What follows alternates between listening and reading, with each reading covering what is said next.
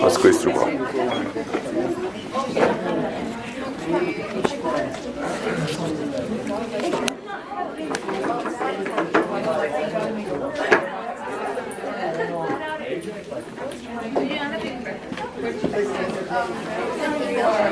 How you doing, Doc? Good, thank you very much. How are you? Doing good, doing good. Yeah, come home. I don't know. This is the first time I see this. Oh, okay. I don't know how to fix that. Maybe AJ does. Oh, hey. Oh. Do you have a microphone though? Because I know we had some issues with the microphone. Yeah. You know what, actually, this class doesn't have... Well, last time it wasn't working. Okay, works Really? now? Yes. Yeah. Okay. I think so. Okay, I'll see if he can fix it. Yeah. I think somebody probably took the Yeah, he control. went to the other room. Yeah.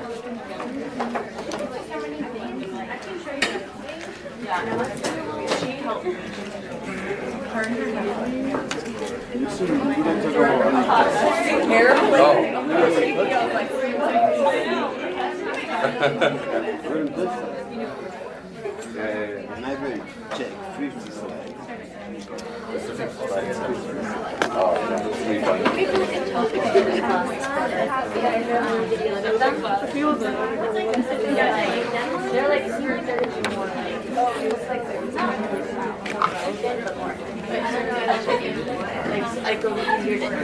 Doctor, do you got a break? Yes, I think so. Yeah. How was it? Oh, sorry, you mean break? Yeah. No, actually, because the calendar at the School of Pharmacy is different. Oh, okay. From the School of Pharmacy, so no break for us. For me, at least. Because right now they are in break. So they are a bit behind everybody. So, working all the time. It's good. I think it's only the School of Dentistry that is like that, because the other schools are also in break. Oh, really? Oh, I thought this is just pharmacy. No, and I have a friend that is not in this course, he's in break right now. So. Oh, okay. So you are different then? Yeah, Yes. we are the different. I see.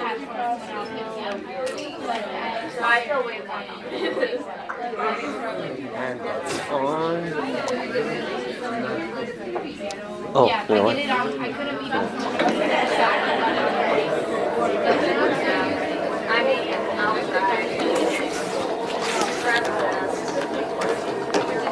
Perfect. It's working. Thank you very much, sir.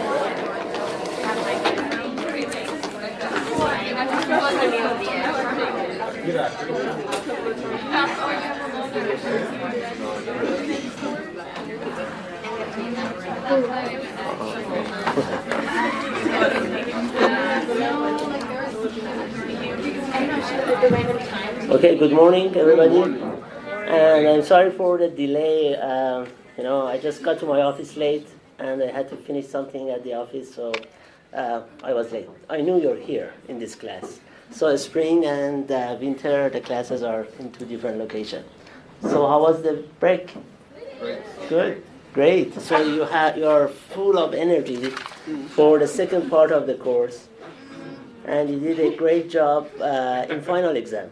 The results were all good, and I'm very satisfied with your hard work. Thank you very much, all of you. This quarter, we basically continue the topics, and I believe you all have the schedule and the syllabus in Canvas.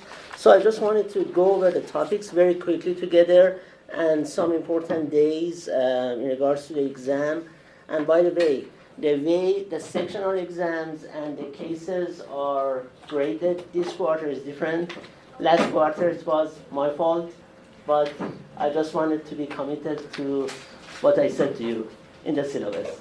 This quarter, the cases have lower grades, and they should be.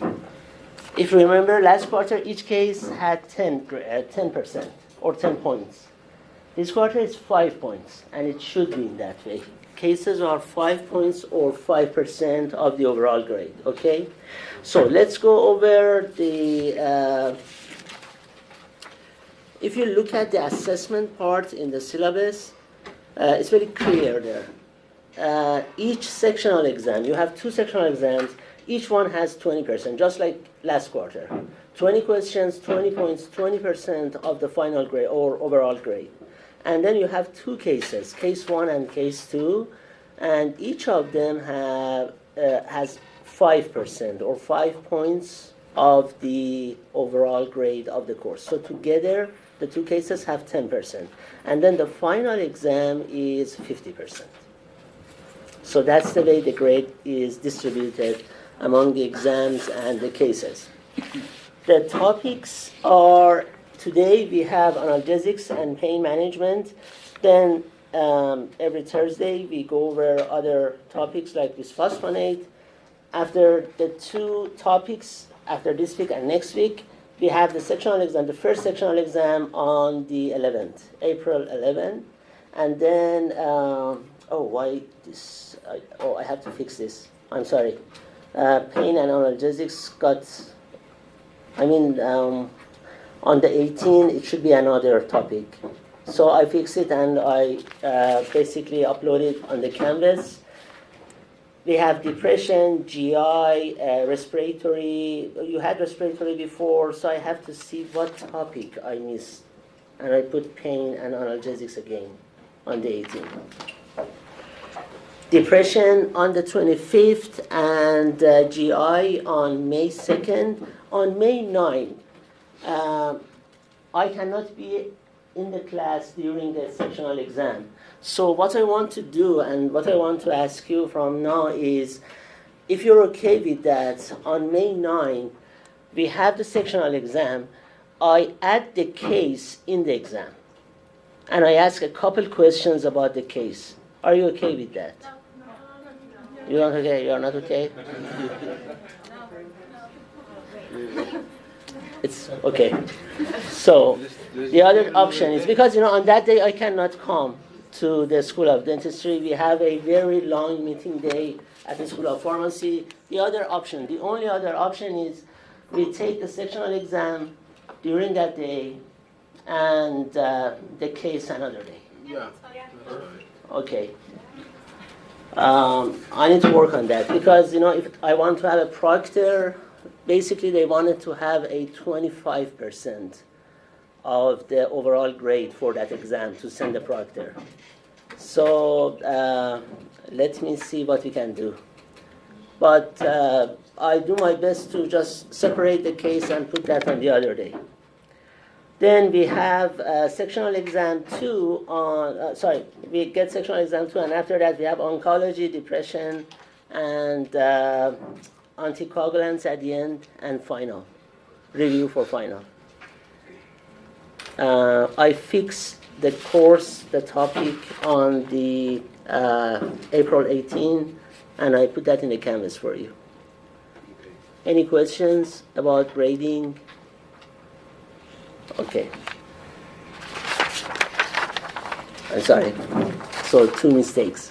One is in regard to the topic, and the other one is not a mistake. It's just not the thing that you don't like to have the case in the exam. It's a good thing, though. I give you enough information. No? Okay. A good study guide. No? Good. I like a solid, robust class. Okay. Let's start analgesics and pain management.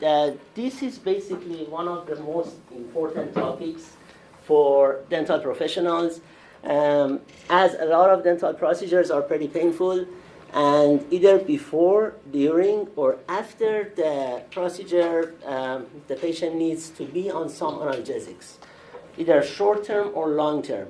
For the most part, though, in most cases, short-term analgesics, and for the majority of cases, short-term analgesics and OTC medications, over-the-counter medications, are good enough to relieve the pain.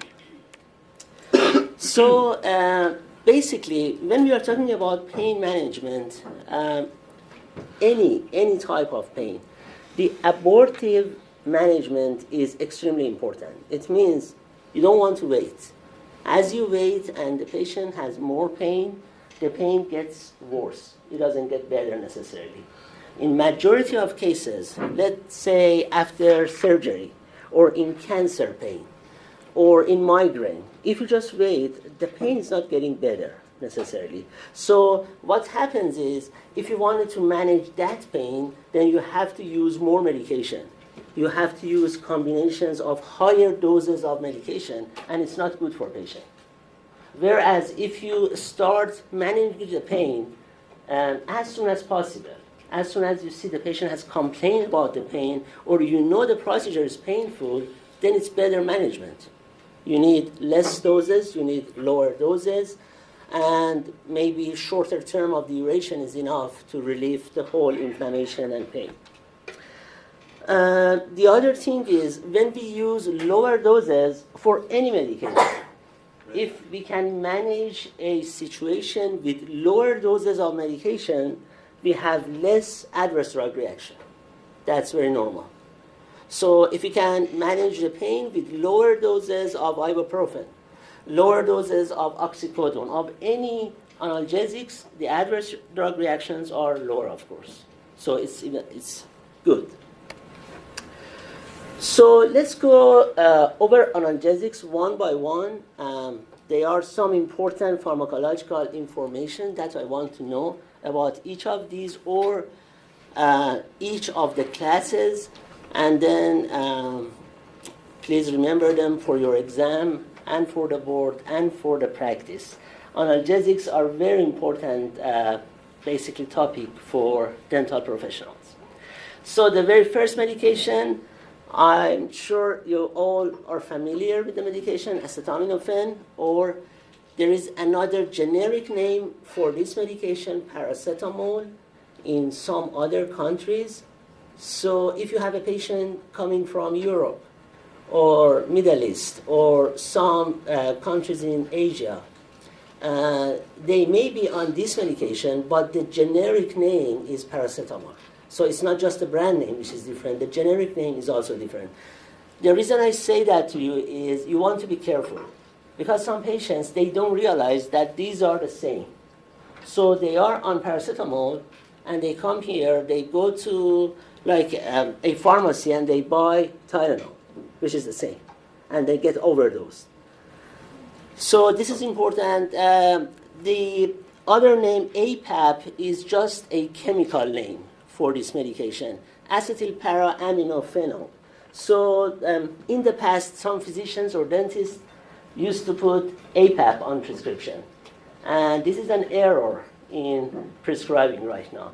So we consider APAP as an error because a pharmacist or whoever is dispensing the medication may be confused with other things, other medications, other acronyms. So this is not appropriate to use that word to write the prescription, at least anymore. Acetaminophen has no anti-inflammatory effect. So this is extremely important for you to know. There is no anti-inflammatory effect. So if the procedure is inflammatory, it causes inflammation and pain, this is not the best medication to be used alone. You can use acetaminophen, but you also want it to reduce inflammation. So you want to use it with other medication which reduces the inflammation. So this is number one thing that is very important to know about this medication. The other thing is, due to the minimal increase of risk of bleeding, this is a perfect choice if the patient is on blood thinners. So if your patient is on blood thinners due to cardiac disease or MI or a stroke, let's say like warfarin or other blood thinners that we learn about them later, any blood thinners. So the patient is at risk of bleeding. Acetaminophen is one of the safest analgesic options that you can use, because other analgesics may have effect on coagulation, so may delay coagulation, and they may increase the risk of bleeding. So if you have that kind of case, this is a good choice to be used. In regards to the dose and dosage forms, it comes to all different kind of dosage forms. That's a very good thing. That's a huge advantage about this medication. So it comes in tablets, capsules, caplets, suppository, injection, all syrups for kids, syrups or drops. So in all kind of dosage forms, we have the medication, which is another good thing. I don't want you to remember these in a specific. I just wanted to let you know that these are all different, basically available doses and strengths in the market. So if you wanted to talk to your patient about, if they say, it's very hard for me to take a caplet or capsule or tablet, there is syrup for them, and they can easily buy it over the counter. It also comes in combination with opioids. So do you think this is an advantage or disadvantage? What do you think about combination of acetaminophen with opioids? Advantage, yeah. Not necessarily for everybody, but if you have a patient with a lot of pain, with severe pain, let's say post-surgical pain, it's a good combination. Because acetaminophen is analgesic, but, of course, the efficacy is not that great. But if you add opioids to that, then it's a very strong analgesic. So if the patient has a lot of pain, at least for the first few days, we can use the combination. Okay? So what would be the disadvantage then? Drug abuse. So do you know what's the new terminology for drug abuse? We try to do not say drug abuse. Addiction. Kind of better. Overdose. Okay. Opioid use disorder. Okay. So it's opioid use disorder or drug use disorder. So basically, it's still a kind of abuse, but not necessarily for everybody. Some patients, they just get dependent to opioids without they want to do that. You see what I'm saying? So they started to be on opioid, and it takes longer for them to be off the medication because the medication was prescribed for them for a long time. And by the time they wanted to stop the medication, they already get dependency to the medication. So that's why we don't want to call all of these as drug abuse or addiction. It's a kind of addiction, but it's not voluntary. The patient just got used to the medication because of the longer use, longer duration of treatment. So basically, there are advantages of having combination of opioids. Of course, it's a better analgesic. It works better. But at the same time, we have to be very careful about the duration. The shorter the duration for acetaminophen with combination with opioids, the better for the patient. Okay? Question? You have in bold the milligrams. Is that something that we need to focus on? Again, I don't want you to necessarily memorize the milligrams or the doses. What I want, this is good for your information. In the past, in combinations, we have acetaminophen as 500 milligrams, so much higher doses. So FDA had a very strong recommendation to lower the strength of acetaminophen. And the reason for that is patients can go and buy the medication from drugstores or pharmacies as over-the-counter. So the patient can be on this combination by prescription. At the same time, they don't know, because of the different brand names, they can have cold or allergy. They go and get some cold or allergy medication containing acetaminophen, and they can easily get overdosed.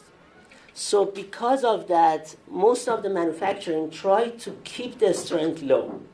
So in the case if the patient has polypharmacy or use different products with the same medication, the risk of overdose is lower. Okay. So oxycodone with acetaminophen is another combination. This is more potent because oxycodone, later in this session we talk about opioids. Oxycodone is more potent opioid than hydrocodone. So this combination is even more potent. Brand names are Percocet or Roxicet. And again, if you look at the dose of acetaminophen, it's just the lower dose. Again, in the past, it was 500 milligram. We try to keep it lower. Question? Do you want us to remember the generic names for the first slide or second slide? You mean for the combination? Eventually, yes. Because in a few slides after this, I talk about opioids also. So you know opioids in more detail. And hydrocodone and oxycodone are among very commonly used opioids, like oral medications. So yes, eventually I want you to remember the names and the combinations. And I'll let you know which ones. So for example, I want you to know that there is a combination, and a very well-known brand name for that is Vicodin. So this is the combination of hydrocodone and acetaminophen. Do not worry about the strengths. Do not worry about the numbers. But I want you to know that Vicodin is this combination. Vicodin, yeah. The other brand name is Norco. So they are both available, but more famous one is Vicodin. But patients do not necessarily need to get the brand name. They can go and ask for generic. So there are some generics that contain the combination. Okay? So yes, actually that was a good question. I wanted to know that there is such a combination like this. And the next one is oxycodone with acetaminophen. So just know that there is a combination like this. And the reason for that is later I want to mention which one is more potent, and for different, like if the pain is moderate versus severe pain, which one would be a better option. Okay? So the next combination is Tylenol or acetaminophen, the same medication with codeine this time. Codeine, in general, is one of the least potent opioids. So if we talk about the combination of acetaminophen with different opioids, the combination with codeine, and later we talk about the combination with tramadol, is one of the very, very low potency combinations. Okay? As we talk about the combination of acetaminophen with opioids, the one with oxycodone, which the brand name was Percocet, is the most potent. Then we go to the combination with hydrocodone, the brand name was Vicodin, is after that. Then would be the combination with codeine, it's pretty weak opioid. So this is not that great for pain control, but some physicians or dentists still get a good result for some patients from this combination, so they prescribe this. And some patients get good results, so we still have this combination. And then the last one is acetaminophen with tramadol, which is the weakest, basically, combination of acetaminophen with an opioid. So again, from the most potent combination to the least potent, it's acetaminophen with oxycodone, with hydrocodone, with codeine, and with tramadol. Okay? One more time. Acetaminophen, the combinations with oxycodone is the most potent. Okay? So if you wanted to use that for your patient, you probably wanted to reserve that for the most severe pain. After that, we have the combination with hydrocodone, then combination with codeine, and the least potent one is the combination with tramadol. Okay? So you probably, if you want to use that combination, the tramadol one, you wanted to use that for less severe pain. Okay? If you want to use the combination.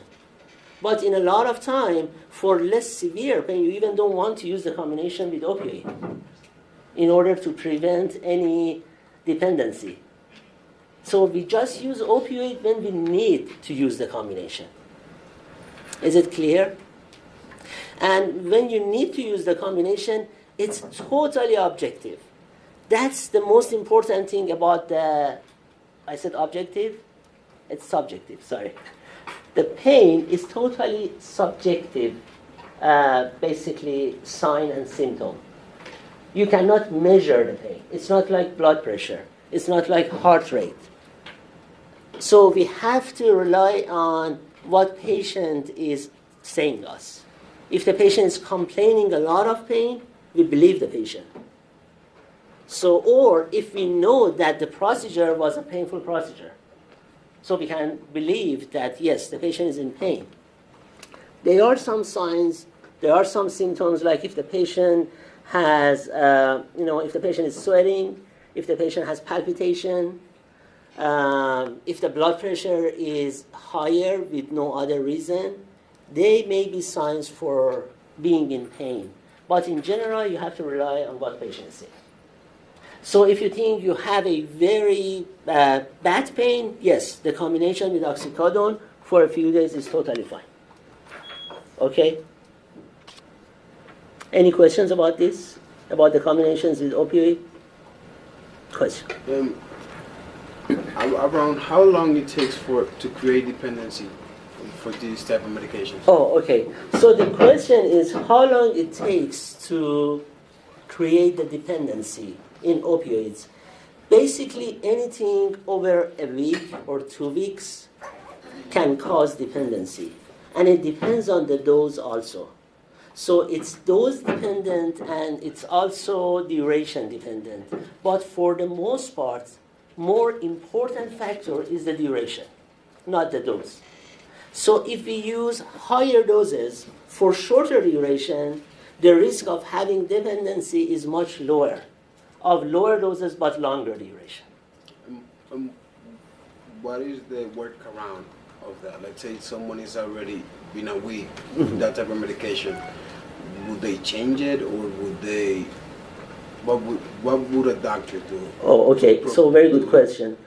So basically, how we deal with this situation? Yeah. So let's say a patient is on Percocet for a week or 2 or 3 weeks because of pain. Basically, in many cases, you just discontinue the medication after 2 weeks or 3 weeks, and the patient is fine.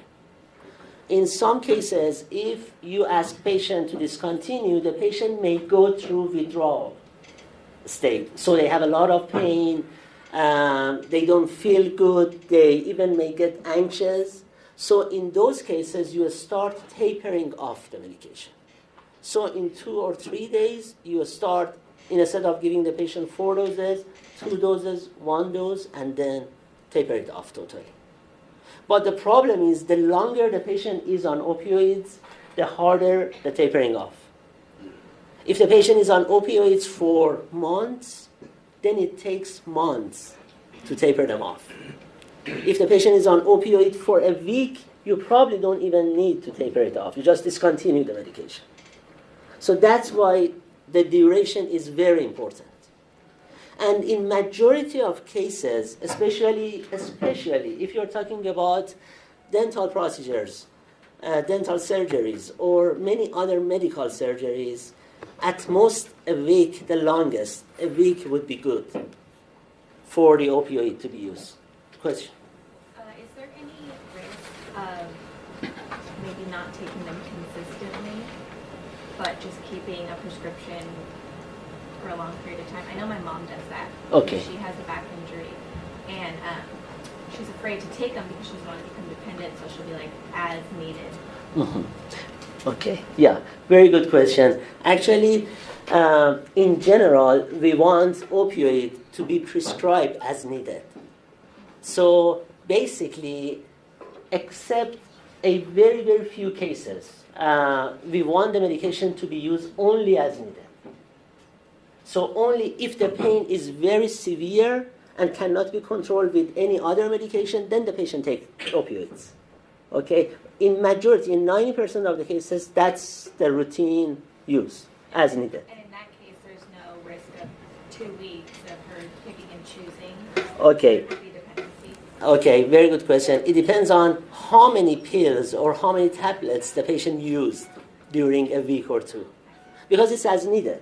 So if the patient is in pain, he or she can use it more often. So the more often you use the medication, the risk of being dependent to the medication is higher. But if the patient doesn't need that, then of course the risk is much lower. But always remember, a lot of patients are afraid to use these, and this is not good. Because at the same time, you want to control the pain. So if the pain is severe and is not controlled well with acetaminophen or ibuprofen or other analgesics, a dose or two of opioids does not make any dependence. Question?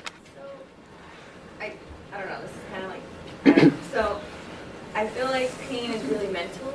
When it comes to pain, some people have a higher pain tolerance than others. Some people are able to just get through the pain and move on. But when you were saying in the beginning that pain needs to be managed and it needs to happen, you need to take the pill before it gets too bad. How do you, if it's take as needed, but then you're trying to manage the pain before it gets too bad, how do you know when to? Okay. Actually, very good question. First of all, you're right. A part of pain is mental. So patient to patient is different, but it's not totally mental. Okay? Some patients, basically physiologically, they are less tolerant to the pain. They just feel the pain really bad. So you want to treat them. Some patients can tolerate. There are some patients that they have some neurologic disorders that they don't feel pain that well. The pain is there. I mean, the damage is there, but they don't feel pain. So patient to patient is different, and it's not all mental. It needs to be very clear, because that's a stigma that we think patients think they have pain. But that's not 100% true. Again, we need to believe patient. So if the patient has severe back pain or severe post-surgical knee pain, that's a pain. So we need to manage it. Okay? The other question about managing the pain even before the procedure is, I'm not saying that we can predict any pain, but there are some, let's say surgery. Surgery, you can predict after surgery the patient has pain. So you can give the patient a dose of steroids like dexamethasone and a big dose of, let's say, Tylenol or ibuprofen or even opioids before the procedure, so it can cover the whole procedure and a couple hours after that. Okay, if you know that you are causing the trauma. But for just as needed pain, no, we cannot just pre-medicate the patient. Okay? So a lot of patients, they may come to your office, let's say for cleaning, or maybe deep cleaning is worse. Is that right? It's deep cleaning, of course, it's more painful. So if they come to your clinic, they may want to be on a dose of Tylenol and ibuprofen even before they come to your clinic. So an hour before the appointment, they take the medication, and that's fine. Because they know they may have pain afterward. Okay, questions? Questions are very good. These are all good questions. So this is just a summary of what I told you. From the most potent to the least potent: Oxycodone-acetaminophen, hydrocodone-acetaminophen, Codeine, and Tramadol. This is the order I want you to know. So in the exam, if I have a question for a very severe pain, which one do you choose? Oxycodone one.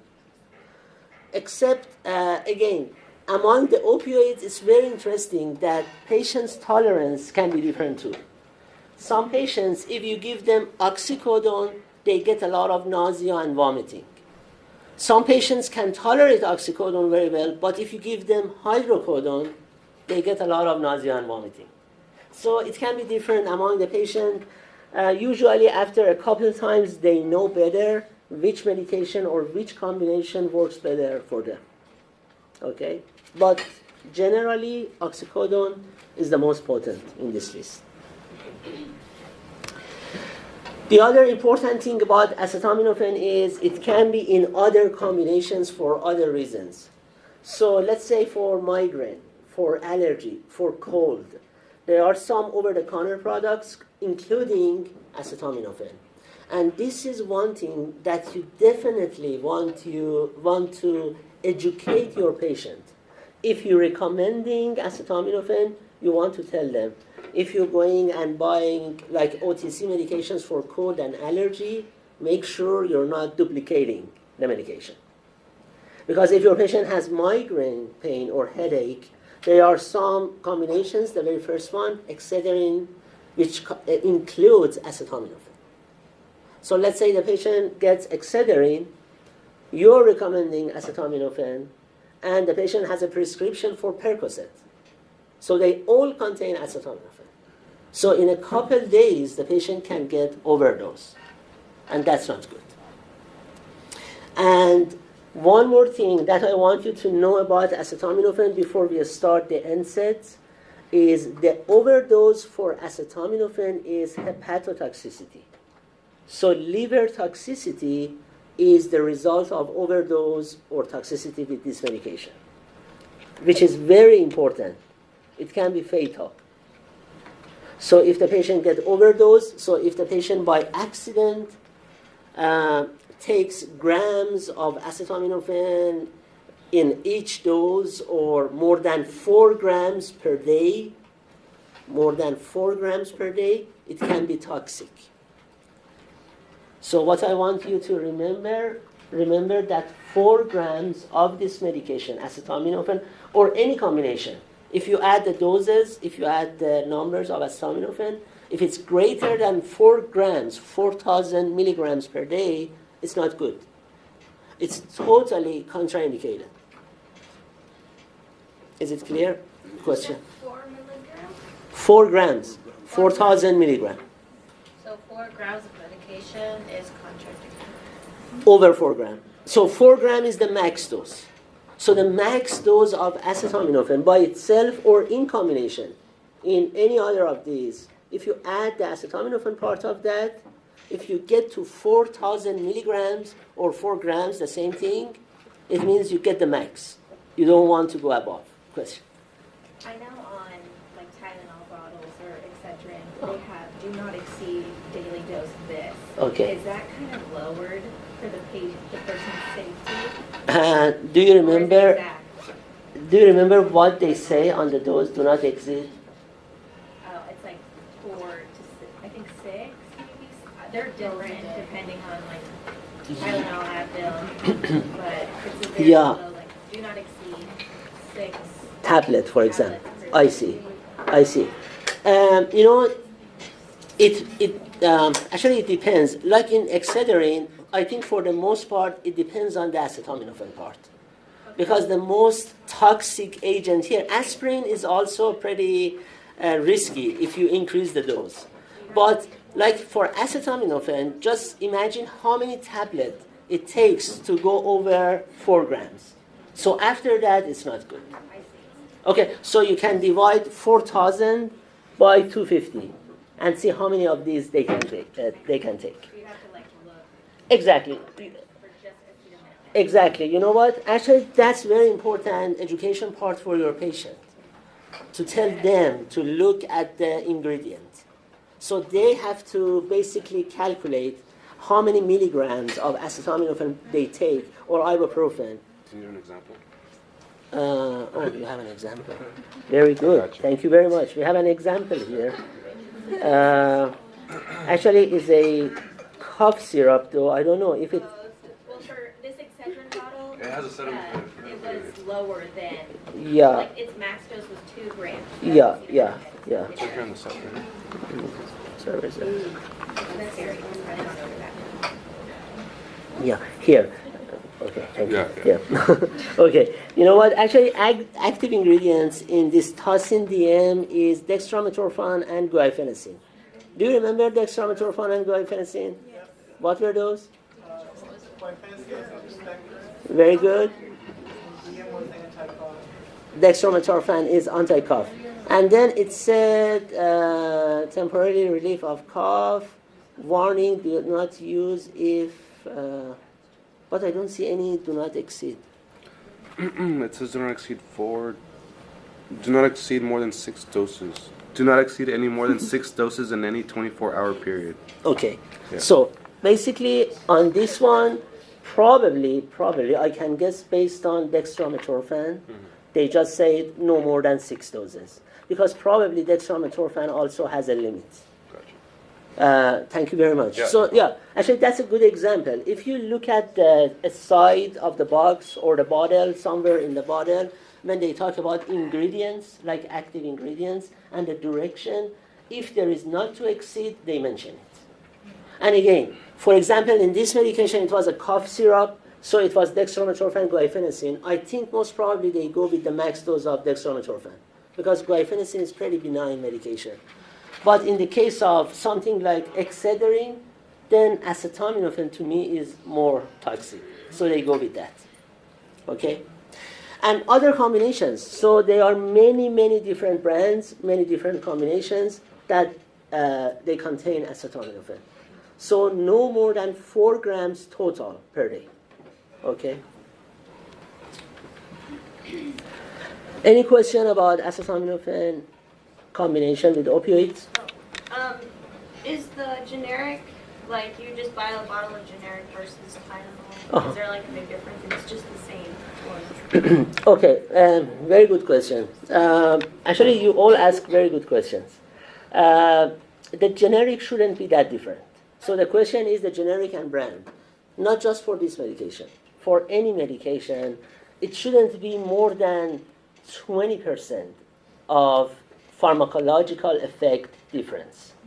And if we have 80% similarity, that's good enough. Scientifically, that's good enough.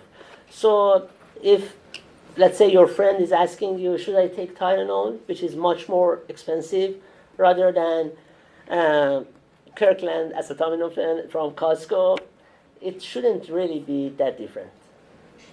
Yeah. But I take Tylenol. It's just a mental thing. Yeah, but scientifically, no. Like Motrin and ibuprofen, they should be similar enough for the company, for manufacturing company to make it. Okay, but it's a very good question. The next, class of analgesics are NSAIDs. And again, you see these medications every day. A lot of patients use these medications for different reasons, for like different pains, basically. It can be due to surgery, it can be knee pain, osteoporosis, it can be headache. So these medications are used very commonly. So they are non-steroidal anti-inflammatory medications. Non-steroidal, of course, means these are non-steroids. These are not steroids. These are not dexamethasone or prednisone or methylprednisone. These are not those, okay? But these are still anti-inflammatory. If you remember, acetaminophen, was it anti-inflammatory? No. That's extremely important to know. Acetaminophen does not reduce inflammation. It reduces the pain. It reduces the fever. Please remember that. I may ask this. So it's anti-fever medication. It reduces the fever. It reduces the pain, but it does not reduce inflammation. Okay? Whereas NSAIDs, they reduce the pain, they reduce the fever, they are antipyretic, they reduce the fever, and they reduce the inflammation. So that's the major difference between NSAIDs, any member of this class, with acetaminophen. Anti-inflammatory effect. So these reduce inflammation. These reduce inflammation. Yeah, acetaminophen does not. But any of these members, yes, they reduce inflammation. Question. Can you memorize all of these names? I mean, could any of them pop up on a test? Okay, you know what? I tell you at least for the exam which one I want you to remember, but I believe eventually in your practice you probably know many of these names.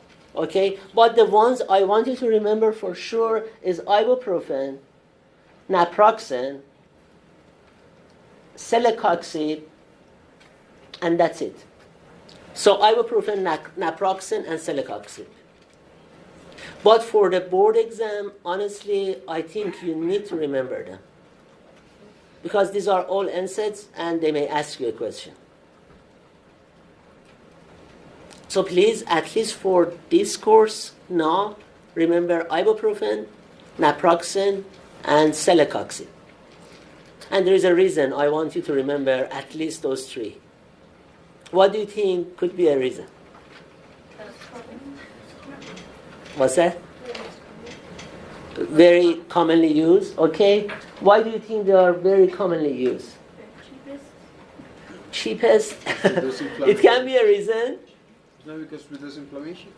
They reduce inflammation, but why do you think ibuprofen and naproxen, not celecoxib, but the first two, they are very commonly used? Are they like combination used, like They are in combination, like yes. opioids? They are in combination with opioids also, but that's not the reason. Over the counter? Over the counter, very good. They are OTC medications. So everybody can go to a pharmacy and just buy those, just like acetaminophen, just like aspirin. So you can go to pharmacy right now and get a bottle of ibuprofen or a bottle of naproxen. So these are used very commonly.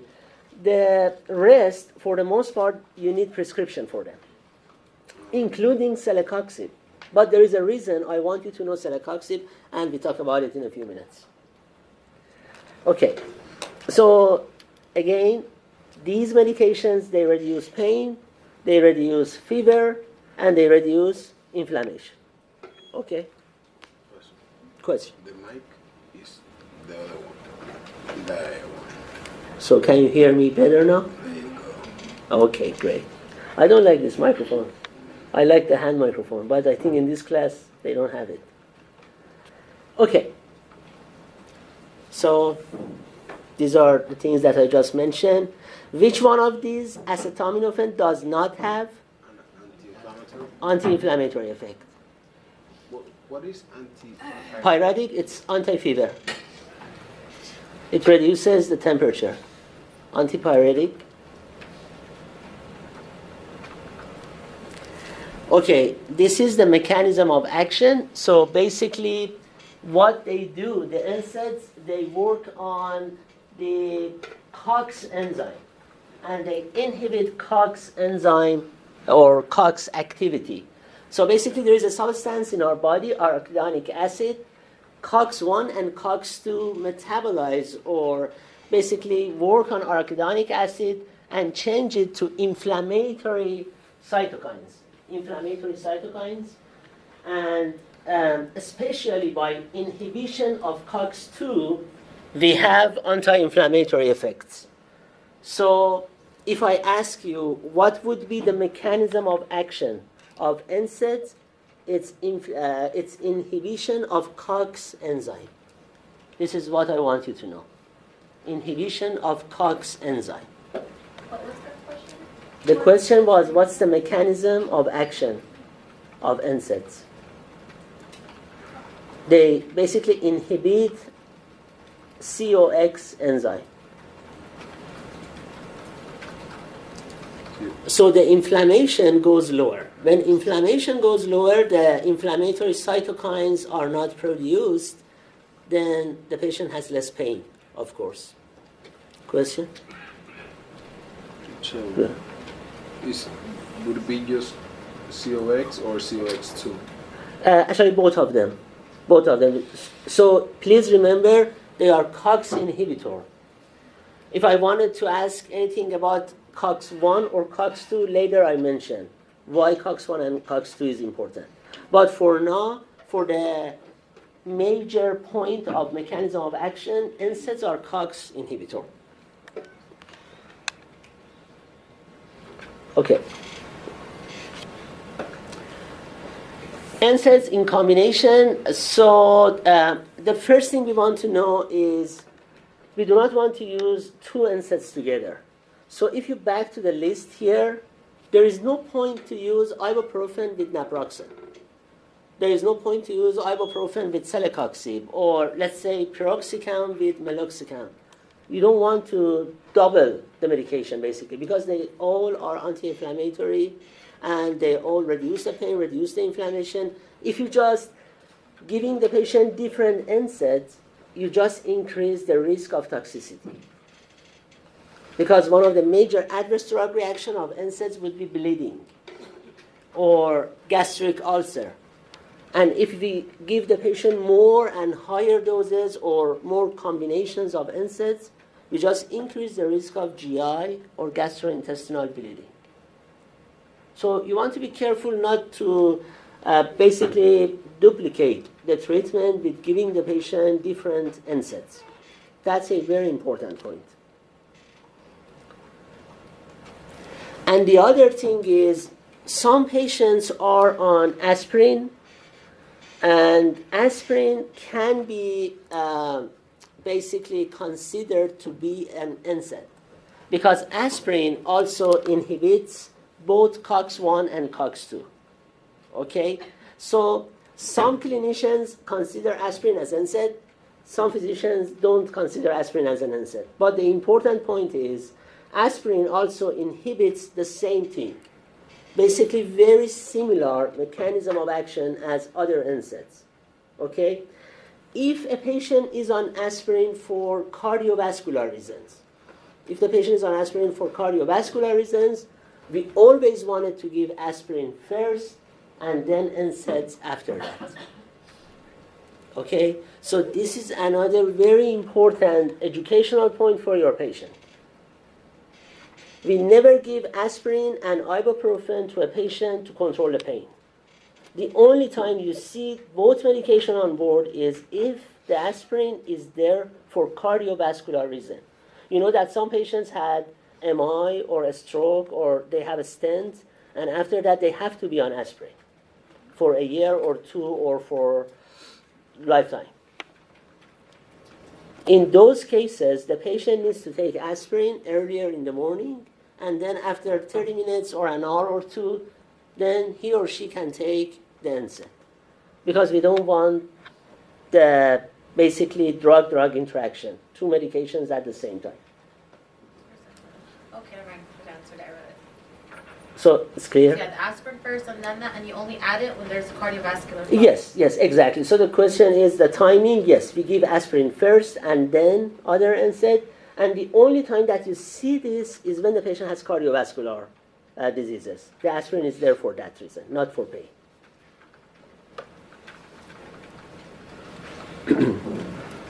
Okay.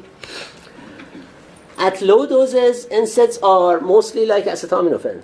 They reduce the pain, they reduce the fever. As you increase the dose, they become more anti-inflammatory. So it's very important to know that if the patient go and get ibuprofen or Advil or Motrin, the same thing, just different brand names, from a pharmacy, with lower doses, the patient just get analgesic effect. If they really wanted to have anti-inflammatory effect, they need to go with higher doses. Okay? And for safety reason, the OTC doses are lower doses. So if you go to pharmacy, at any pharmacy, the only dose for ibuprofen is 200 milligrams. You don't see higher doses. Okay? If the patient really wanted to have more anti-inflammatory effect, he or she needs more than 200 milligrams. So they need to take 2 or 3 tablets a couple times per day. So please remember, anti-inflammatory effects can come with higher doses of NSAIDs. Question? Is there a amount that the patient should not exceed? Yeah. Like acetaminophen? Yeah, actually for ibuprofen we also have the max dose. I talk about that. Okay. Yeah. I'm sorry, we passed the break time. Let me just go through this slide and then you go to a break. Okay. So for ibuprofen, as I mentioned, OTC is 200 milligrams. So it can be like tablet or caplet or like gel tabs. It's also in the form of syrup, ibuprofen syrup, especially for pediatrics. What you need to know for the most part is the max dose. the max dose of ibuprofen is 3,200 milligram or 3.2 grams. So just like acetaminophen that we had the max dose, for ibuprofen we have a max dose. We don't want the patient go over this. And 3,200 milligram is very, very high. I mean, with this dose we can easily get anti-inflammatory effects. And look at the last bullet, the last line. To reach anti-inflammatory effects, the dose must be 1,800 to 3,200. So, per day. So, the medication that the patient can get from pharmacy, each tablet is 200 milligram. So, if you really wanted to reach to anti-inflammatory effect, take that 1,800 divided by 200 is 9 of those, okay? So the patient can divide that in 3 doses. So let's say 3 tablets or 3 200s 3 times a day. So like 600 milligrams 3 times a day. And for a couple days, it's totally doable. It's not something that we recommend to all patients because we don't want them to go to pharmacy and just get a bunch of medication and take them, because they may cause bleeding. But if the patient has a very bad inflammatory pain, that's the dose he or she needs to overcome the inflammation. So again, education of the patient is very important. Any questions? Question? So you're saying if someone has some inflammatory problem, it would be safer to suggest 3 pills of ibuprofen 3 times a day than using something like acetaminophen? Okay. Okay. So the question is, if we know that the patient has an inflammatory pain, the pain is due to inflammation, okay? Is that safe to say you need higher doses of ibuprofen versus taking just acetaminophen or lower doses of ibuprofen? Is that right? The answer is yes. So you want to tell your patient, if your pain is due to inflammation, okay? Sometimes the pain is not due to inflammation. Let's say nociceptive pain. Let's say patient has headache. It's not necessarily inflammatory. So acetaminophen or combination with lower doses of NSAIDs would be okay. But let's say the pain is due to a surgical procedure, inflammation, okay, like extraction or like pretty invasive dental procedure. It's inflammatory because you cause inflammation. So for that reason, the patient needs higher doses of NSAIDs. Acetaminophen may help to relieve the pain. It does not do anything with inflammation. Lower doses of ibuprofen or other NSAIDs, they help to relieve the pain, but nothing to do with inflammation. If you want to relieve the inflammation, you need 1,800 to 3,200. That's the most important thing. You want to educate your patient. Okay? And that's for a patient with no gastrointestinal bleeding or anything like that. If the patient has the history of GI bleeding, you probably want to avoid NSAIDs, if possible. Okay, let's have a 10-minute break, and then we continue.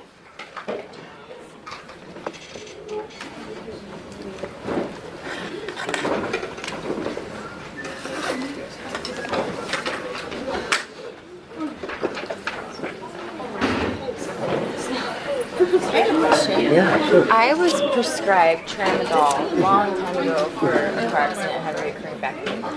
And on the bottle it says, be careful for women who are trying to have pregnancy, not during pregnancy, but trying to have a child, planning on getting pregnant. What do you understand why they would say that? I have to look at the pregnancy category of Tramadol. Well, it's not while you're pregnant. It's if you're trying, if you're going to get pregnant. That's what it says. If you plan to be pregnant. I see. Let me do not take this type of thing. Yeah. So I was just curious. I never heard of anything specific about Tramadol and pregnancy, but let me check. It's like a little sticker on the bottle. Pregnancy and lactation. Yes, box warning. Prolonged maternal use of opioid during pregnancy can cause neonatal withdrawal. Oh, okay. No. Okay. No, that's okay. Actually, it was not that important. The thing is, it's more important during pregnancy. Yes, and I Okay. understand that. Yeah. Because Yeah. even I have a child, and after I had my child, they had told me I could take pain meds, but I was breastfeeding and I didn't feel comfortable Yeah. doing that, even though it was okay. I just Yeah. felt wrong. So I was giving it to my baby. Yeah, actually, it can be wrong. You know, the thing is, it depends on the breastfeeding and the time of taking the medication. Yes, yeah. So usually, what if you need to take the medication, the best time is right after breastfeeding. You Or take the during, medication. sometimes. Or during, yeah. Because it takes time to break down. Very good. We learned all that. Okay, so it takes time. So by the time of next feeding, the medication hopefully is clear. Yeah. Okay. The reason for tramadol or other opioids is during pregnancy, if you're on long-term use, then the fetus, the baby, gets dependent. sad. No, actually, it's pretty funny. I saw that a lot Why is that funny? in neonatal. It's no, because they are funny. They're used to sleep. Oh, yeah. They act funny. Yes. And it takes a few weeks Yeah. for them to be.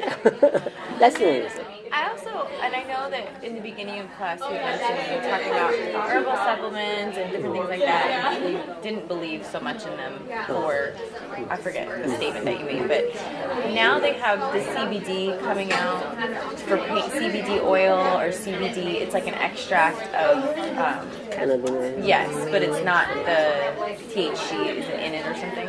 Because a lot of these medications, how you said to take the 32 milligrams, it seems like so hard on your body, your liver, and I don't know, so something more natural. I know that you don't believe in them and you're not a fan, but I was just curious if you've heard about. No, it's not that I'm not a fan. This is because they are not scientifically proven. So there's not enough research. No, not at all. Yeah. And first of all, when you're talking about herbal or any non-pharmacologically medication, there is no standard of making how to make those. So you may go to and buy some CBD with real CBD, Yes. totally CBD. Yeah. You get another one from the same store with no CBD in it. But it says it has CBD. Or who knows, maybe it's some acetaminophen in it. Yeah. Who knows how they make it. Yeah. And you take the medication, you feel good because there is acetaminophen. Okay, but aren't they regulated to list that in the ingredients that's there? I don't think there is any specific regulation. Oh, so that's why you're not Yeah. a fan. No. That makes sense. I'm not a fan now either. It's like you don't even know what you're taking. Exactly. You know? When it goes to herbal supplements, traditional kind of Yeah. those kind of, there is no control. Yeah, that's At scary. all. Yeah. And it could be zero. You're paying all this money for It could nothing. be zero, it can be ibuprofen, Yes. it can be something herbal which is not good. Yeah. Okay, thank you. I was just curious. I didn't want to keep raising my hand, and I'm like, Oh, okay, no, I'm no, just no, gonna ask no. him. So questions are good. Yeah, no, we love this class because we're able to ask questions and we can adapt it to our everyday life. But then we have a time limit, and so we're trying to That's not okay. ask so many questions. I duplicated analgesics in the schedule, so the Oh, worst good. case scenario is we can move the dates. Because So a lot of people deal with pain in their life, or they have family members that do, so we always have questions, you know. So No, actually, this session is one of the most important sessions, so don't worry about it's it. interesting too. Yeah. Yeah, but that's why we're like, That's totally fine. yeah. Thank you. Sure. Sorry. I just got confused here on this, a few slides. So you said that this one will acetaminophen reduces pain but does not reduce inflammation. Now this one is reduces inflammation and pain and Yes. so all three. So the difference is between acetaminophen and this medication is only inflammation. Only inflammation Yeah. is the difference. Okay. So acetaminophen also relieves the pain and fever, but not inflammation.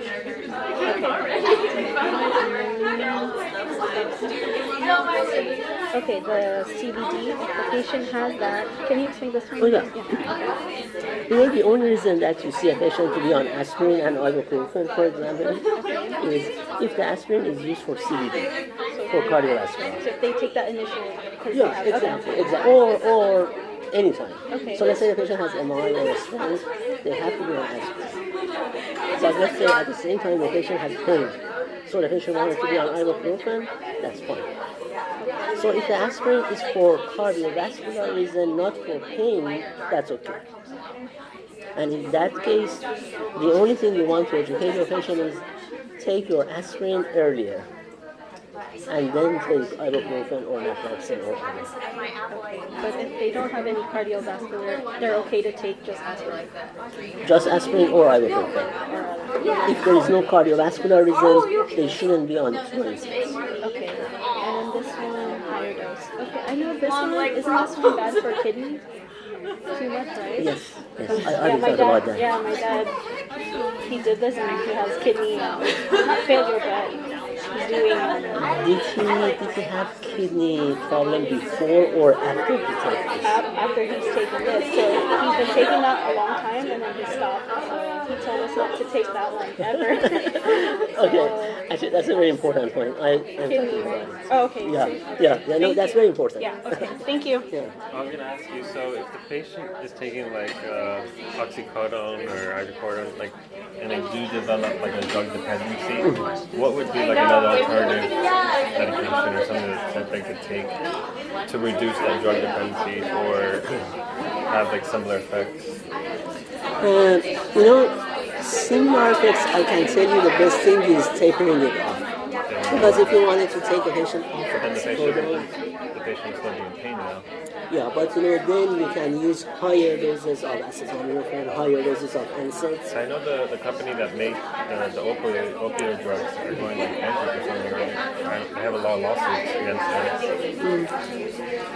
I forgot what drug it was. The thing is, the lawsuit should be against the drug company. The lawsuit should be against the prescribers, who unfortunately they just didn't pay attention. Well, I think what was happening was that they were giving the doctors like kickbacks, very high kickbacks for writing their prescription medication. I don't know. I'll send you the link. Really?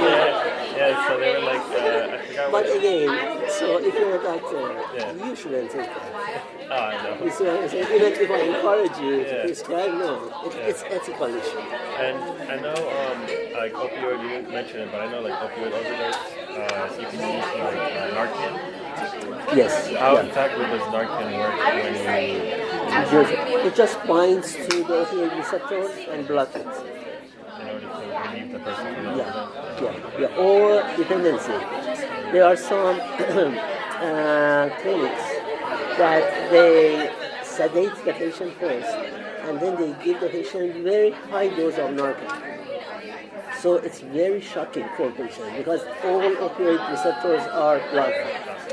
And in a couple of days, the patient gets released from dependency. But it should be in ICU setting. It's very, very specialized, I know usually like a lot of like police officers carry like some Narcan. Yes. And actually right now, pharmacists supposed to prescribe Narcan to patients who are on opioids.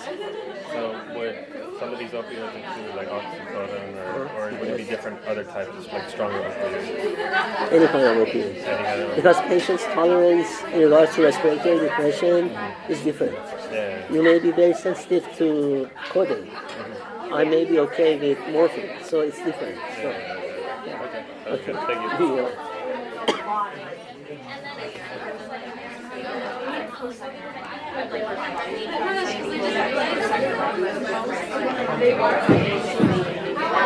Okay, so let's start the second part. And by the way, I just mentioned to one of your classmates that since analgesics is one of the most important topics for you, and having questions is totally normal, and I can play with the topics and the timing for this quarter. So don't worry about if we cannot finish this time. I want you to know the things that are important for you. So that's the most important objective of this class. So ask questions. Questions are good not only for you, for the whole class. Because when I answer your question, it can answer others, and it's good. Okay, so one more time, let me ask you. comparing acetaminophen and ibuprofen. Which one has antipyretic effect? Both. The whole class, please. Which one has analgesic effect? Very good. Which one has anti-inflammatory effect? Ibuprofen. Ibuprofen. Or naproxen. Or any of the NSAIDs. But not acetaminophen. That's very important.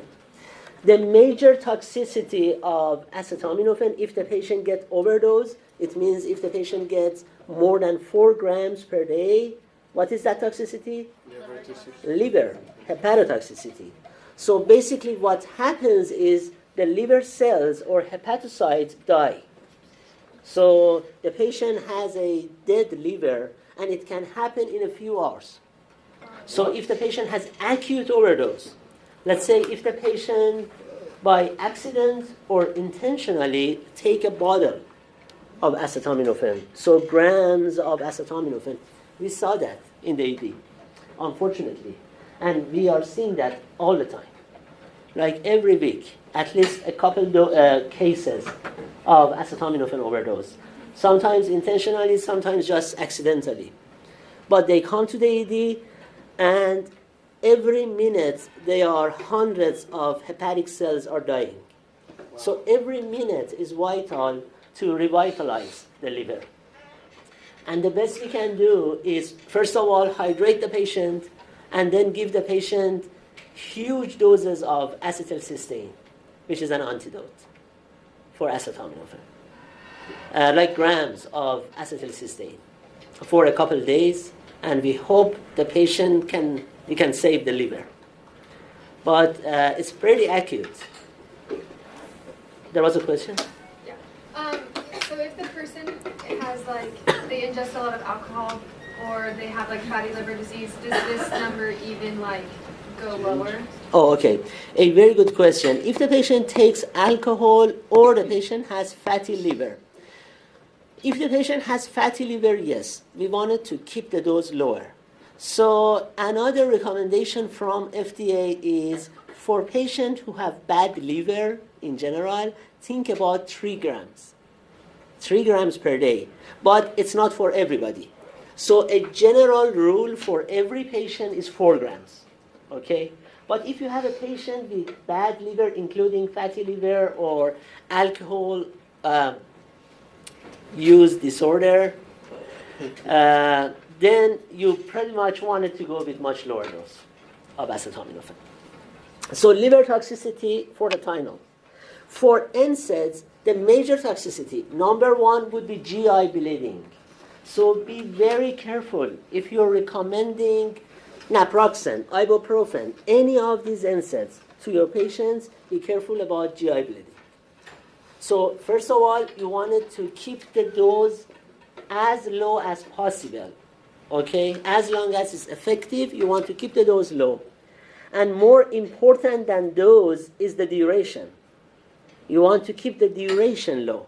So we don't want to tell the patient, okay, go get ibuprofen forever. That's not right. Because the patient, after a few weeks or a couple months, the risk of GI toxicity or bleeding is very high. So if the patient can take ibuprofen or acetaminophen or combination for a few days and it works, that's enough. So it's very important to have a duration for treatment. Not just tell the patient, go and take the medication. Educate them how long you need to take the medication. Okay, so that's one thing. The other thing that one of your classmates also mentioned that, and I wanted to tell you, the other major toxicity for NSAIDs would be renal toxicity, kidney toxicity. So if the patient already has renal insufficiency, CKD, do you remember CKD, chronic kidney disease? Or if the patient has a good kidney, we have to be careful about NSAIDs. Long-term use of NSAIDs may cause kidney toxicity. It's very, very important. So remember, because this can be a question. So liver, kidney, and what's the third one? Okay, so liver is for the Tylenol, acetaminophen. Kidney and GI bleeding is for NSAIDs. GI bleeding, gastric bleeding, and kidney insufficiency is due to long-term use of NSAIDs. So again, it's very important because a lot of patients, they have headache, okay? They go to dental clinic and get extraction. They have knee pain. They have one episode of pain. And they go to pharmacy, they grab, let's say, a bottle of naproxen or ibuprofen. They take it, they have a good feeling, the pain is gone. They don't realize that they have to stop it after a couple of days. They just keep taking it and keep taking it for months and years, and then we realize that the kidney function is lower now. And it's not good. It can be irreversible. At the same time, again, whenever we talk about the adverse drug reactions, I want you to be very careful. I don't want to say do not recommend painkillers to your patients. Sometimes the patient need to take this. Sometimes patient to be on higher doses for a few days. That's totally fine. We just wanted to make sure we have an effective therapy and we have a less toxicity situation. We just wanted to guarantee that as much as possible. Okay. So in regards to combinations of NSAIDs and opioids, there is such a combination. Just like acetaminophen with opioids, we have combination of NSAIDs and opioids. And honestly, as a pharmacist, I rarely, very rarely saw these kind of combination to be prescribed. I don't know why. To me, it's a very good combination. And the reason for that, I ask you, why do you think, what would be the advantage of the combination of ibuprofen with oxycodone versus acetaminophen with oxycodone? Very good. Anti-inflammatory effect. The combination of acetaminophen with oxycodone, that's a very, very potent, good combination for analgesic effect. Is that good? Because both medications, opioid and acetaminophen, are analgesics. But when you have a combination of oxycodone and ibuprofen, it can be analgesic and anti-inflammatory. But it's interesting that we don't see this kind of combination that often. Maybe the reason for that is physicians or dentists prescribe Percocet, which is oxycodone and acetaminophen, and then they say patient and to take some ibuprofen separately. Maybe that's the reason. Or maybe they are not aware of this kind of combination. So we have oxycodone with ibuprofen, which is, of course, more potent than hydrocodone with ibuprofen. So hydrocodone in general is less potent opioid than oxycodone, so the combination is also less potent.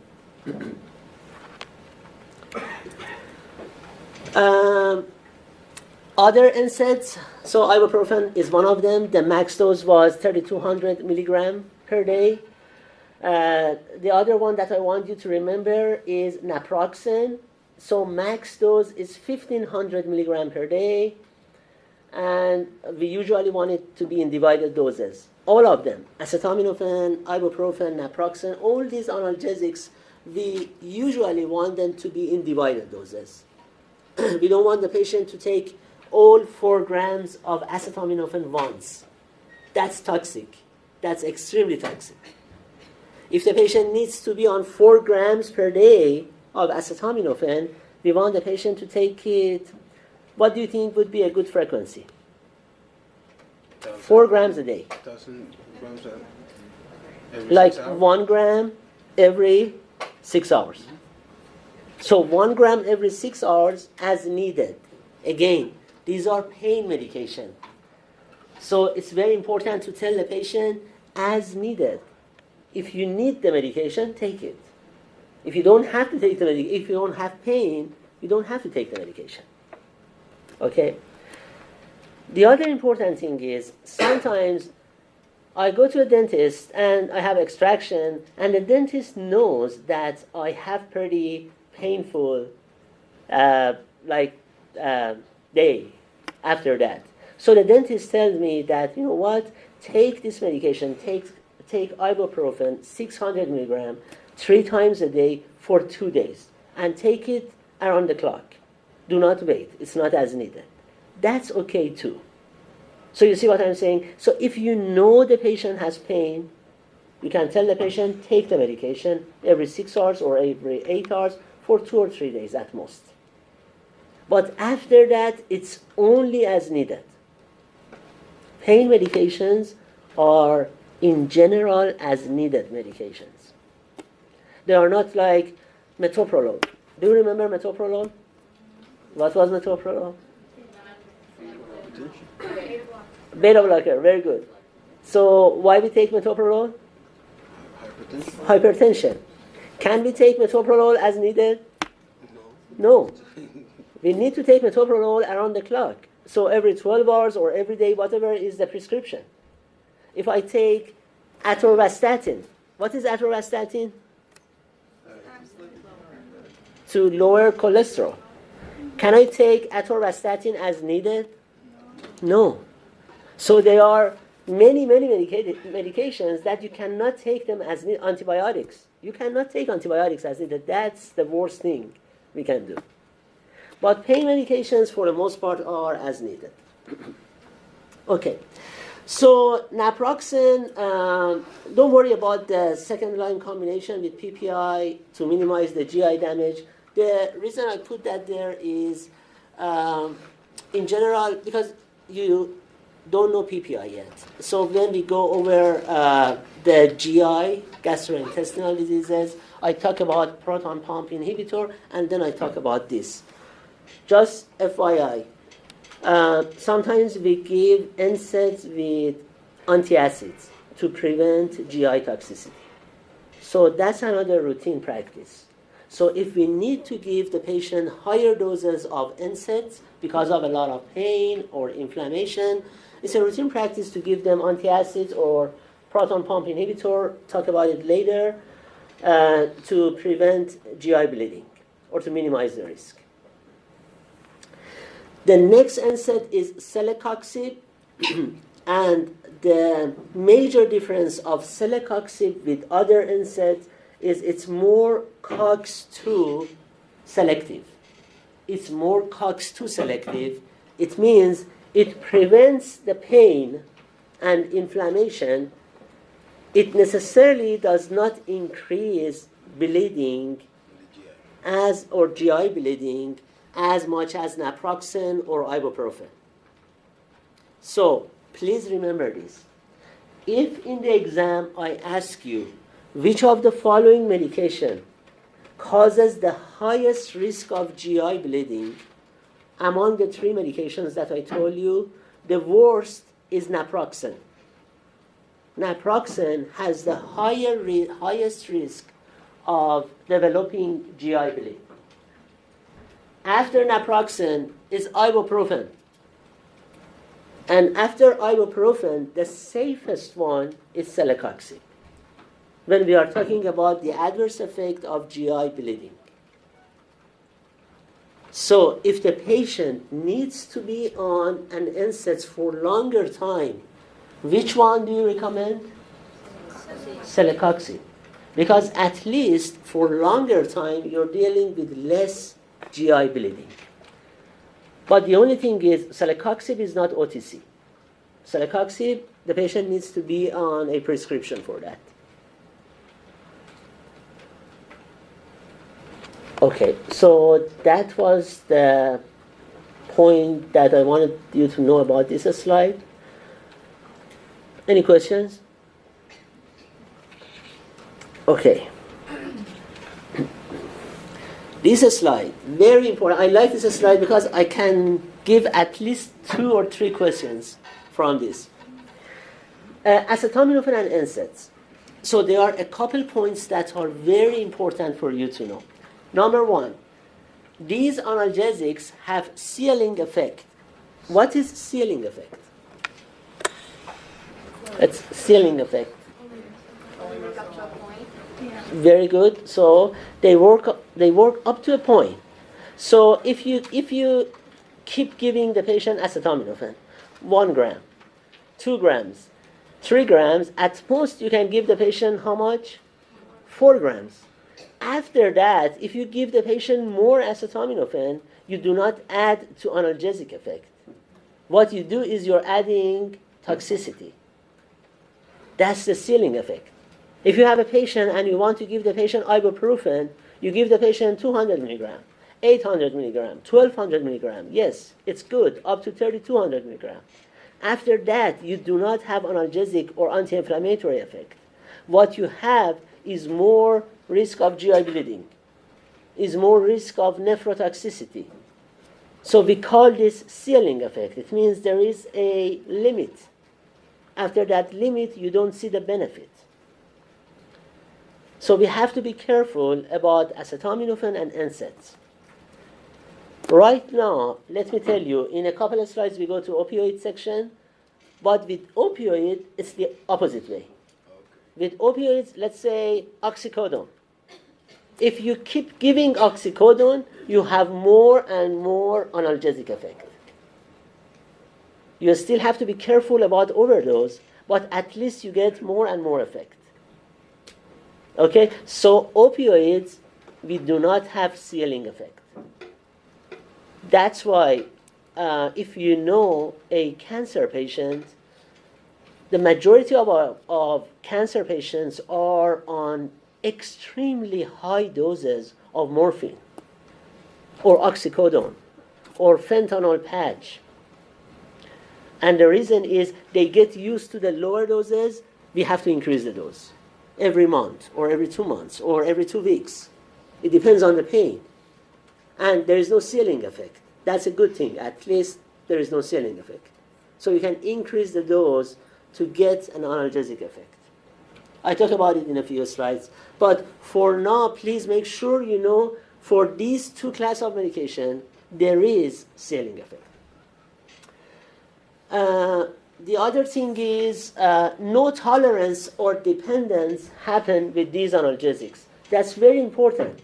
That's another, unfortunately, misunderstanding for some patients, that they even don't want to take acetaminophen. They even don't want to take, they are anti-medications.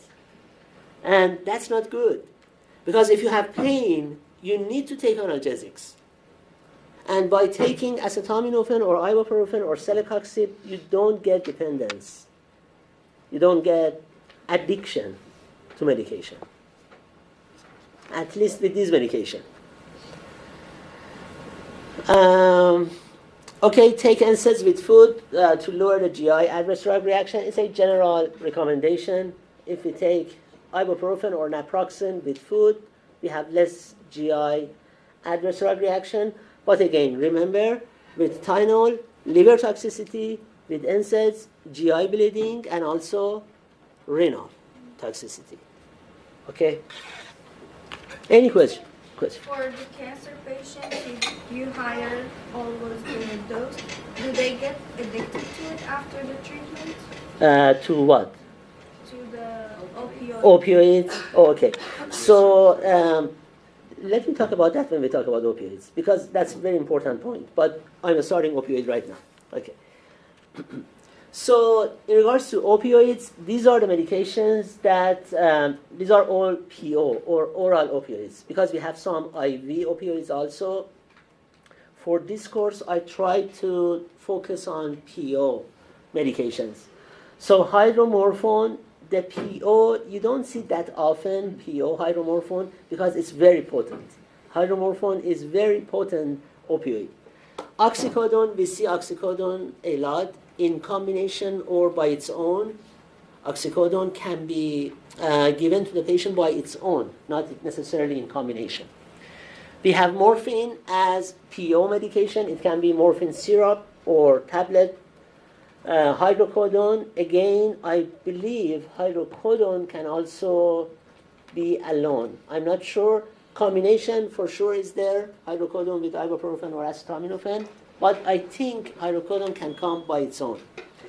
Codeine is usually in combination, but we can have it by its own also. And meperidine, you do not see meperidine that often anymore. It used to be a very commonly used opioid, but due to adverse drug reaction, It's still in the market. It's still available. It's not withdrawn from the market, but less and less prescription. But for the board exam, please note that meperidine is also another option. Just know that tramadol, as I just talked about, tramadol is another opioid option. It's a very, very big opioid. So the ones that I want you to know is hydromorphone, oxycodone, morphine, hydrocodone, codeine, meperidine, and tramadol. Just know the name. I don't want necessarily to know the strengths, but you tell me, just by looking at the strengths, which one is the most potent in this list? Which one? Hydromorphone. Very good. Because it's 7.5. The 7.5 milligram of hydromorphone is equivalent to 30 milligram of morphine. So it's 4 times more potent than morphine. It's very potent narcotic. Usually we use hydromorphone a lot, very commonly in hospital. And it's IV hydromorphone. It's a very good analgesic in hospitalized patients. So is morphine in pill form? Yeah, we have morphine in pill form. We have morphine in syrup form. I thought it was just IV. Actually, yeah, it's IV also, but in like outpatient pharmacies, you can find it as a pill or syrup. Because again, back to chronic severe pain, if the patient is discharged from hospital, we don't want injections anymore. So let's say a good example again would be cancer patients. Since they have to be on higher doses of opioids, that can be an option. Okay.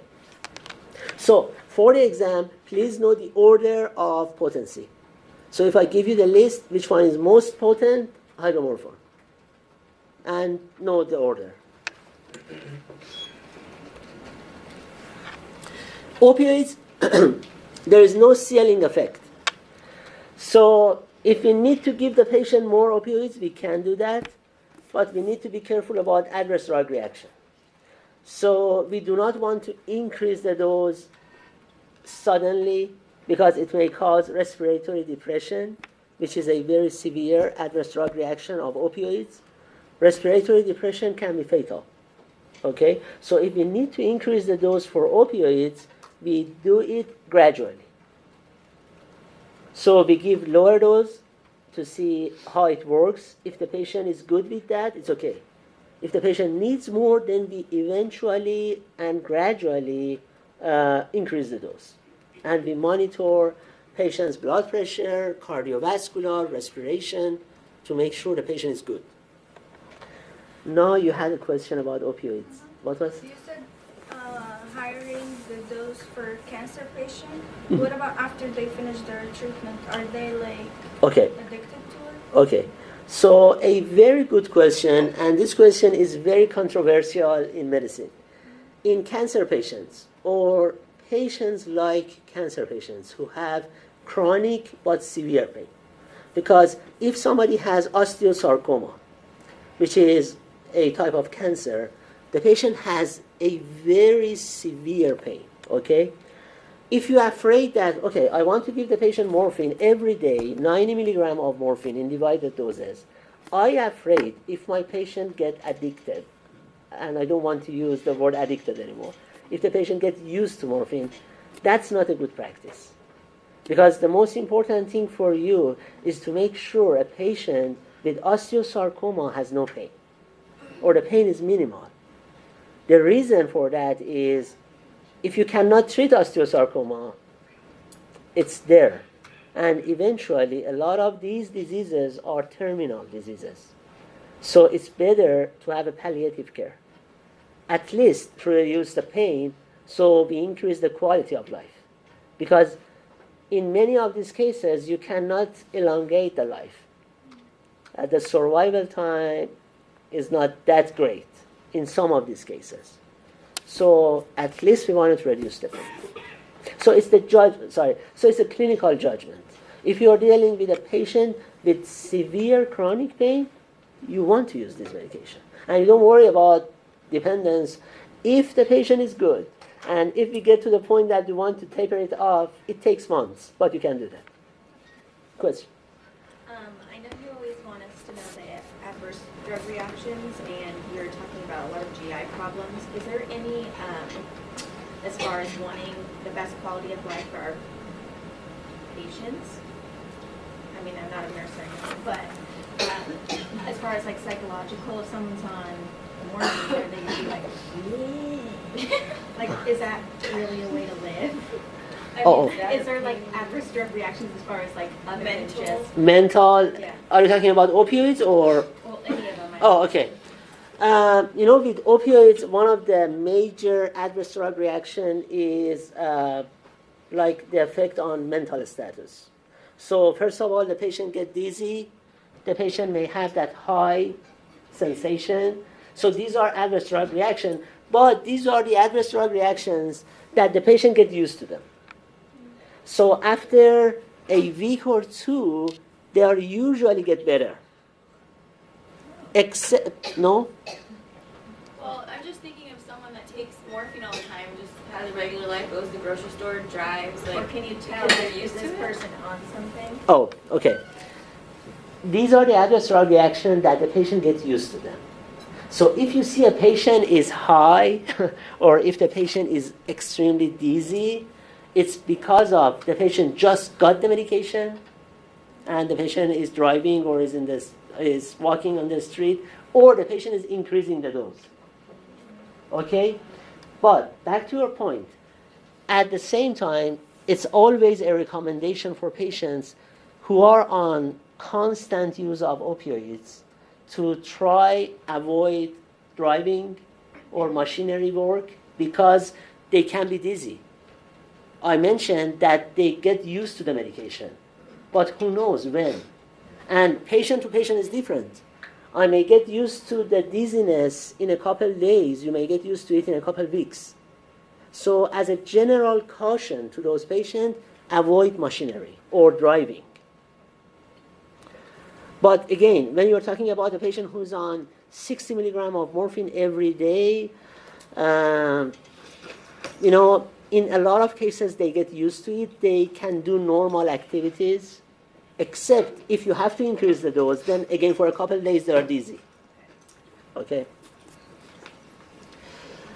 Tolerance, the patient need to increase the dose. That's the problem with opioids. In general, when we do not have ceiling effect for a medication, for a painkiller, that's the problem. Because it means that the patient may need more and more and more. So back to your question about cancer patients, usually not only we have to keep them on opioids, but also we have to increase the dose. Because if I put the patient on 90 milligram morphine per day, the patient is good for a couple weeks or a month or two. But after that, if the sarcoma is still there, if the tumor is getting bigger, the patient has pain. So we have to increase the dose. Okay? And it's okay. Unfortunately, abuse and dependence, and I probably need to change the wording here, drug use disorder is there. So the patient may get dependence to the medication, even without he or she wants that. But because of long time use, they just get dependence. So it takes time to taper them off. Okay? What else? And of course, as you know, these medications, not NSAIDs, not acetaminophen, but opioids, they are all control medication. It means there are some rules to prescribe these medications. And there are some rules to dispense the medication. And we don't want the patient just to have unlimited refills of Oxycodone or Percocet or these medications. So these are controlled substances.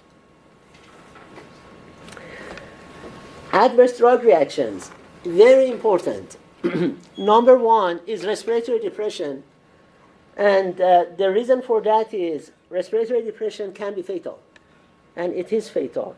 And unfortunately, it causes death. A lot of celebrities that passed away in just recent year or two due to opioid overdose. They didn't want to kill themselves, but they just got overdose with oxycodone or hydrocodone or morphine or combination of opioids. And unfortunately, the dose was fatal. So if we just increase the dose suddenly or just start a patient on opioid with a very high dose, respiratory depression is there and it's fatal. So it's very important. Okay? A good thing about respiratory depression is the patient gets used to it. So if we start the medications with lower dose and increase it gradually, the risk is not there. So that's a good thing. So in the case of, back to the cancer patient again, for example, if we increase the dose gradually, for the most part, they don't get respiratory depression. Respiratory depression happens usually when the patient just start the dose or the patient increase the dose suddenly high. That's very bad. That's important. And that's the reason if we know patients are patients with opioid use disorder, or if we know a patient with cancer who has to be on opioids, we want to supply them with naloxone or Narcan. Because naloxone is an opioid antidote. So if the patient is getting overdose, and if you live with those patients, because the patient, if they faint because of respiratory depression, they cannot do anything. But at least if somebody live with them and they know where the Narcan is, they can inject the Narcan right away. And it's an opioid antidote. And it can save the patient's life. So Narcan or naloxone, it's Naloxone.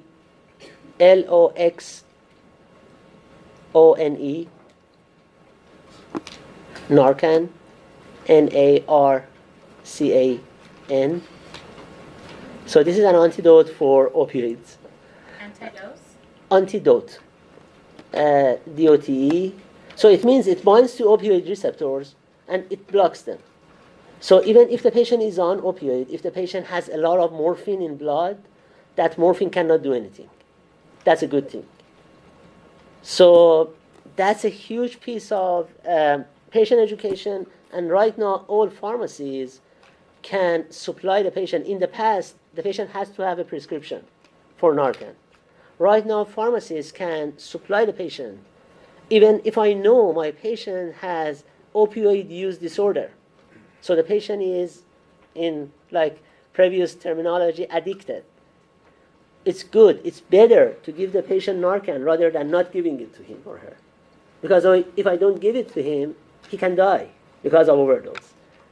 But if I supply the patient with naloxone, at least naloxone is there. So if the patient faints, somebody can inject naloxone and save the patient's life. Okay, other adverse effects: nausea, vomiting, sedation, dizziness, confusion, pruritus, constipation, that feeling of high feeling. These are all adverse drug reaction. The patient gets used to all of them except one. Do you know which of these adverse drug reaction the patient does not get used to? Constipation. Very good. Constipation. Question. What is pruritus? Sorry. Well, pruritus is itching. Like pruritus with opioids, especially with morphine, is because of histamine release. It's not an allergic reaction, but the patient gets itching. And that's why a lot of time with opioids, it's good to give the patient antihistamines also. So if they have itching, they can use antihistamine. So in this slide, the most serious one, or the most like fatal one, would be respiratory depression. But the one that is not, the one that the patient does not get used to it, or the patient does not get tolerance, is constipation. So that's another important point.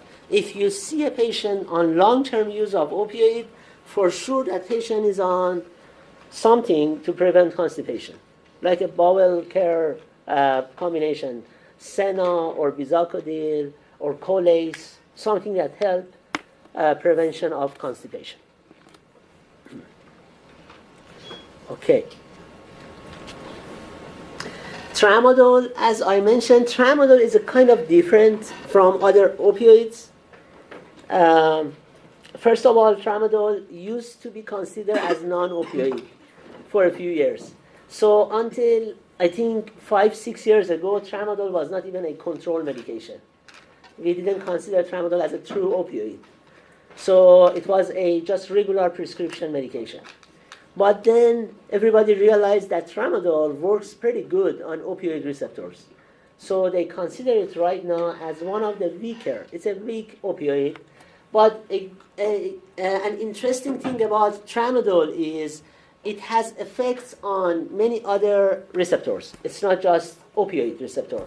It's norepinephrine, serotonin, a lot of other receptors that make it a pretty good analgesic medication for neuropathic pain. So for the tramadol, let me see what I wanted to remember. So it binds to opioid receptors, so it's an opioid, of course. And then it also inhibits the reuptake of serotonin and norepinephrine. What I want you to know is tramadol increases the concentration of serotonin and norepinephrine. That's why sometimes when we give tramadol to the patient, it has some antidepressant effect because it increases serotonin and norepinephrine, so the patients feel good. It's not just the pain, it's just feeling good. It's not the first choice for like nociceptive or neuropathic pain. NP is either nociceptive or neuropathic pain. It's not the first choice, so if the patient has neuropathic pain or any kind of pain, usually tramadol is not the first choice. We go with other opioids, but if the patient cannot use them for any reason, it's available. So what does it mean again? To inhibit the reuptake of serotonin and norepinephrine? Oh, the second bullet, inhibit the reuptake. Okay, reuptake in medicine or in physiology means like vacuuming. So there is a system in our body that as the serotonin and norepinephrine get released into the system, then reuptake means vacuuming them. So there are some cells that they just take back serotonin and norepinephrine. That's to excrete it, right? To That's, get it out of the body. To get it out of the body. That's basically decrease the effect of serotonin and norepinephrine. But if you inhibit that reuptake, it means you increase the concentration of serotonin and norepinephrine.